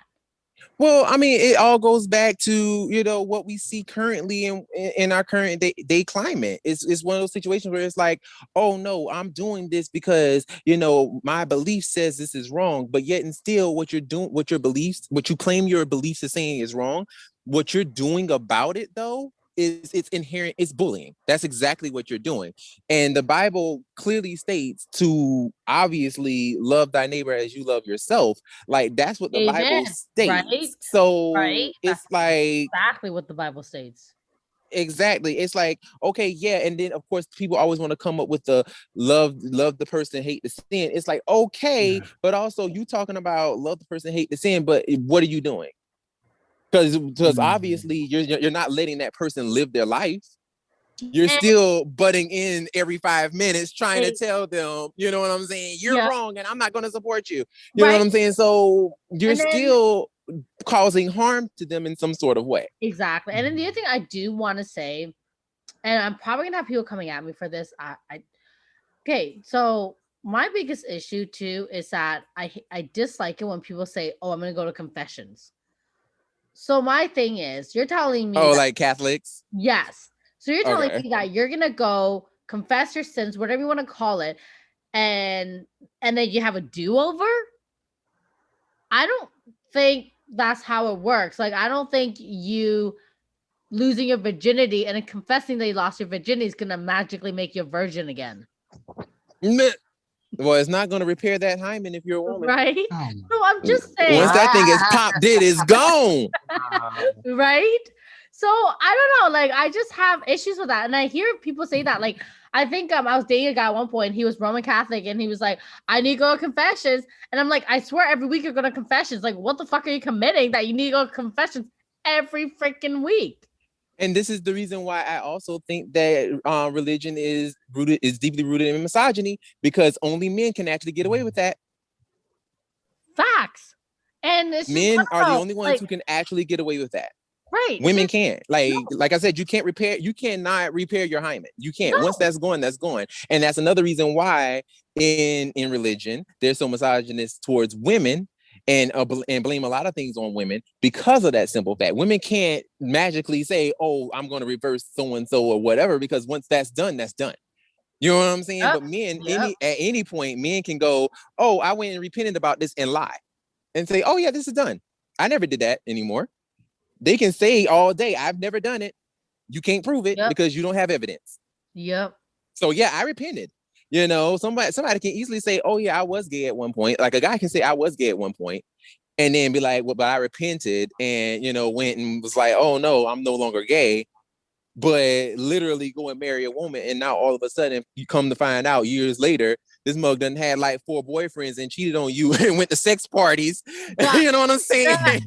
With a bunch of men, like so it happens.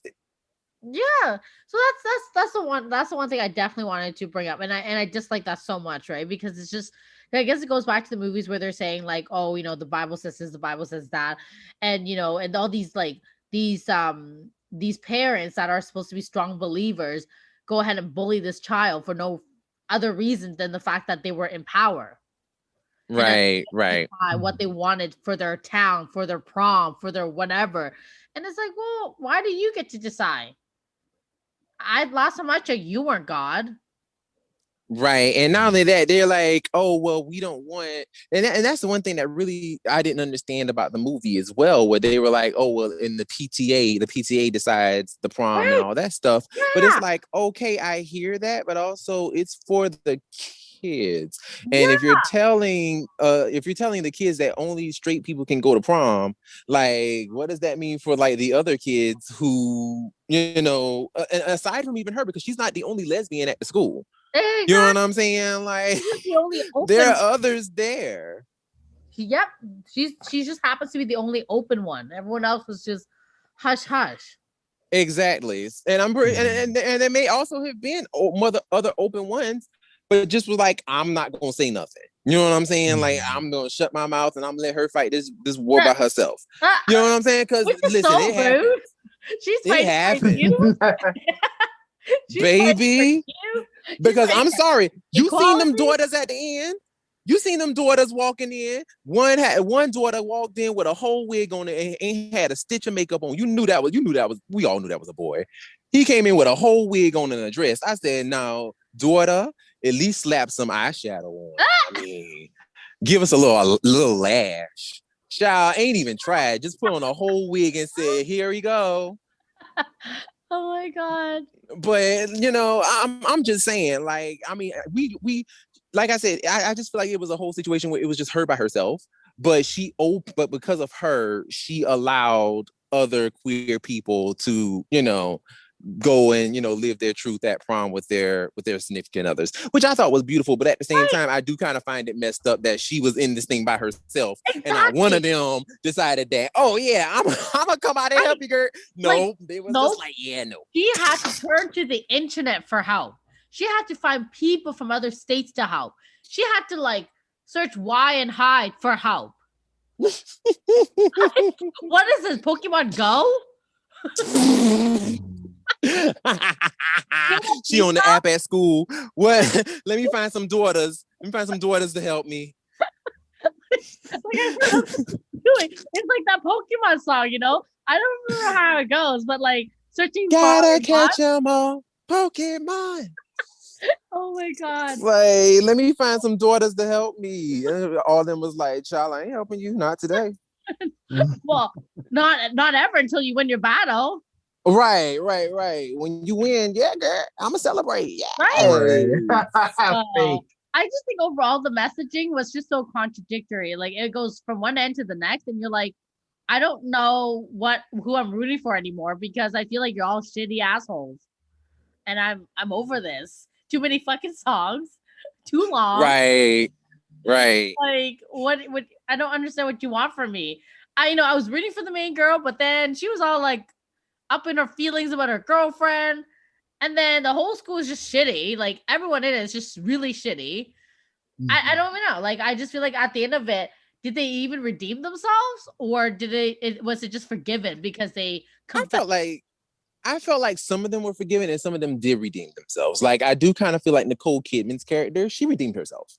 Because in a way, the way that she, you know, helped Emma in the end, like she, you know, when she had that talk about her being, you know, always the course girl and never the lead, you know, but now she realized like, oh shit, like, you know, here I was trying to do all of this when in actuality, now I understand I understand how you feel based off of, you know, how I've been constantly rejected, you know. So I do kind of feel like she was redeemed in a sense because she was able to come to an understanding. Right. James, what's his name? James Corden? James, right? His character. Oh, he was redeemed for sure. Yeah, he was definitely redeemed. The only one that I felt like was just kind of forgiven was Meryl Streep's character. Yeah. She was the only one that was just kind of like forgiven. She wasn't really redeemed because she was still basically the same person by the very end. Like, she was basically the same person. She just gave some money. In a sense, I kind of I let her get away with it because it's Meryl Streep. She was like one of my yes, it's Meryl Streep. She's Meryl Streep. Just like, of course. Yeah, like, of course you're gonna let her go. It's like, she's Meryl Streep. She can do whatever the fuck she wants. But that's not cool though. Like, you can't just let her get away with murder because she's Meryl Streep. Well, I mean, we let her get away with it all the time. I mean, this woman has literally won an Oscar for just being in the movie for 3 minutes. I mean, we let her get away with a lot. I'm just saying. I'm just saying. I agree. All I'm saying is like that needs to change. You know, like just as overall movie, like absolutely, like she was just there. I feel like she was just there to bring the ratings up. I don't think she was there for any other reason. Well, yeah. I mean, and plus too, like the woman is. I'm not gonna take away all of her things. I mean, the woman is a phenomenal actress, but for sure, like we've seen numerous times. Not needed for the movie. Not needed. Well, yeah. I mean, but like you did say though, like we've seen numerous times where, you know, unfortunately, award shows are not very, you know, they're not very fair. You know, when it comes to like presenting people with awards and stuff and things of that nature, like they're not normally fair to other people because sometimes other people win when they shouldn't because the people who they're going against were actually 10 times better and actually did the work and actually, you know, did these, you know, fabulous performances and was in it for the entire movie and they did real work. And, you know, here comes someone like Meryl Streep, not trying to down her, but here comes someone like Meryl Streep who was just in a movie for 3 minutes and they gave her some prosthetics and the woman wins a whole Oscar and she beats you out. You know what I'm saying? Like that's kind of messed up. So yeah, the awards are definitely really unfair when it comes to that. But for sure, I really do think that her character in this movie was more so forgiven. You know, she hadn't really changed. I mean, she did change a little bit, but she only changed because she had, you know, because she was forgiven. That's the only reason why she was really actually changed, because she was allowed to be forgiven. But other than that, and to be fair, also she was touched by the story after actually meeting Emma and seeing the things that she was going through. And she wasn't actually life changing. Like, I'm gonna like put more into this. I'm gonna help her. I'm gonna do everything. Like exactly what Brennan said. At the end of it, she just donated a bunch of money. That was it. Yeah, that was really it. Like, and I mean, yes, she was touched by her story. Sorry, even then she didn't want to do it. Yeah, right. And that's the thing. It was like, it wasn't so much that she was touched by her story, because like all of them found out her story like towards the beginning of the movie. They all found out when they actually got to meet her and they actually got to understand the situation. They all, well, that was more the middle of the movie, but when they all kind of figured it out, it was like, oh, this is actually a bigger mess than we thought. But the gag is, it was like, even then when she figured it out, remember when she went to go meet Key in his office, you know what I'm saying, the principal, when she went to go meet him, she was still being her arrogant self. Like, she really didn't learn anything. Like, she wasn't really redeemed. Like, her character was just kind of like, yeah, I mean, you forgave me. You know what I'm saying? You forgave me because you recognize that I'm a piece of crap and I'm gonna try to do better. You know what I'm saying? So and then her trying to be better was when she ended up giving them her black card so that they can use it, you know, to fund the prom. That was her basically being like, okay, you know, you're trying to forgive me, so I'm gonna do my best to help. You know, but it wasn't, I still feel like at the end of the day, she's still kind of the same person. Like out of all of them, the only person that I feel like would have probably reverted back to who they were is her. Like, everybody else I felt like would have been doing things a little bit differently. The only person who I felt like who really wouldn't have changed that much is Meryl Streep's character. Like, she would have changed, but not as big as everybody else. I don't know. Maybe that's me. But I just feel like her character, like we said, if we were going by like redeemed or forgiven, she was more forgiven, not really redeemed. Yeah, she was definitely more forgiven. Yeah, but overall though, like, and even the other guy, and I also kind of feel like the one who became a teacher, the Trent dude, even him, he was forgiven. Like, because I mean, he really wasn't redeemed all that much. He didn't do much. He really didn't. He really didn't. Like, he just basically set the kids straight, and he got a job. He got a whole teaching job. Right? I was like, what? That's all he had to do? This is ridiculous. I'm like, okay. All right, girl. All right, sure. This is interesting. But I mean, other than that, I mean, yeah, the movie definitely was more so about the actors and not so much the kids, which, I mean, I would like, you know, like you said, I would have definitely loved to see more of them. But overall, I'm just kind of like, you know, they really serve their purpose as being like the mean girls. Right. And, you know, then they learned the error of their ways. And then they were like, okay, we apologize. And that was it. Right. That was it. So overall, I guess, how would you rate the movie?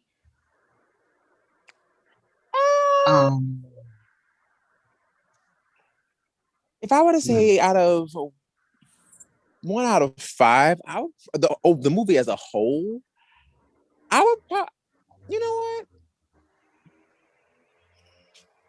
I would give it okay, it's weird because I'm between a 3 and a 4. I'm between a 3 and a 4 because, to be truthfully honest, like, I didn't hate it. I actually enjoyed it. There was a lot of things that I really did enjoy. Like, some of those jokes, I was hollering. Especially when they were like, well, there's an Applebee's. I was like, I screamed when they was like, well, do you have any 5-star restaurants? And I'm like, when he said like a place where you can like sit down and eat, and he was like, well, we have an Applebee's. I literally hollered because I'm like, Applebee's is like the lowest of the low when it comes to like restaurants. Like, oh my God. So what did you guys think? Like, how would you rate it? For me, 2.5 because it was too long for me, and I hate musicals. Hate them. Okay. I did it for Nico. Okay. Wow. I would give it a 3. I enjoyed it. It was just too long. Yeah, right? It was long. Okay, so long. Now for Nico's character, what is your rating? There wasn't enough. Girl, listen. It's 1.5 for me. Okay, he was kind of a douchebag. Listen, I believe he did his job. He did his job. Yeah. Now, what I will say though, and I'm not trying to pigeonhole him in any way, shape, or form. But if this is the same type of character that he's playing on the new American Horror Story, if this is the same kind of character he's playing, then I am going to believe that this is a part of who you are. Because once again, like this is like he was literally kind of playing Calvin. I'm not gonna lie to you. It felt like Calvin. It just felt like Calvin as a bigot. Just saying. He didn't transform to me in this role. He felt very similar to Calvin. Now, once again, maybe because he's playing a teenager, you know, maybe that's the feel that I'm getting, that he's playing a teenager, and you know, that's just his version of a teenager, and that's what's getting him his coin. Listen, do your thing, bro. Do your thing, baby. But it does feel like he was just playing Calvin as a bigot. That's fair. And I see that. I was just like, oh, okay. I mean, and don't get me wrong, Calvin was kind of a douche too. So it's like, you know, I'm just like. So then your overall rating would be a 2? No, my overall rating, well, it'll probably be a 3. It'll be a 3. Wow, okay. You gave him really It'll be a 3. Okay. I'm being and I'm only giving him a 3, a middle of the road. I'm only giving him that only because of the fact that he was not really in the movie that much. Wow. To where I can accurately, you know, give a full, you know what I'm saying? Like a full thing, you know? Right. Now, should he have been in the movie a lot more and it was more about the characters, like more about the kids? And, you know, he was just playing it that way. And there was no nuance and stuff like that, because basically that's really what it was. Like he just basically was playing one flat nuanced character, very much like Calvin. You know, he was just playing that flat character. So it's just like, okay, well, if that's what we're giving, then I can only do your acting but so much. Like I can only give your character but so much leeway. But if it was more to the character, but he's still giving that flat performance with it. No, performance wasn't flat, but like he's acting it flatly, like the character is just flat. Then I would probably say, yeah, no, this character definitely is probably like a 2. But since we didn't really get that much from him, I'll hold space. I'll give him a 3. That's fair. What about you, Will? Generous. I'm giving him a 2. He just wasn't he wasn't around enough. And it totally makes sense because he was a side character. I appreciated the fact that he actually had speaking roles and we got a gist of what his character was, but it was pretty is two-dimensional the right term? He had he was certainly two-dimensional. He was very two-dimensional. Yeah. So we saw that he was an uneducated bigot, and then he was educated by the end, and he learned. So that was nice. But yeah. Okay, so we got 1.5, 2, and a 3. So okay, so overall, that's not too shabby. And you're absolutely right. Like, it was, yeah. Let's put it this way. I don't think I will personally be rewatching the movie anytime soon. Again, I'm glad I did it, but I'm over it. I think I'm going to tell one of my close friends about this movie because he likes stuff like this, so I'll probably watch it again. Oh, he likes musicals? Yeah. I mean, it was like a live action Disney movie in a sense. It was. It actually was like a live action Disney movie. So yeah. I mean, listen. At the end of the day, guys, we definitely want you to check the movie out for sure. Like, we want you to check it out. And if you want, because I'm telling you now, if you don't like gay things, then you probably don't want to. And that's okay. That's okay. You have your preferences. Everybody does.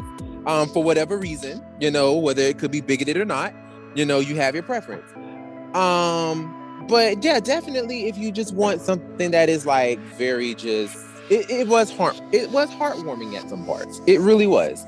And you just enjoy it and you like musicals, this is a good movie. This is a good movie for you. I love musicals. So that's why I'm stuck between the 3 and the 4, because I love musicals. Like, I was like, oh my God. But then I was like, ooh, some of these songs are a little too long. But yeah, like, definitely check it out. All right. Well, my name is Brandon. I am Lena. And I'm Will. And we will see you next time. Bye. Bye-bye.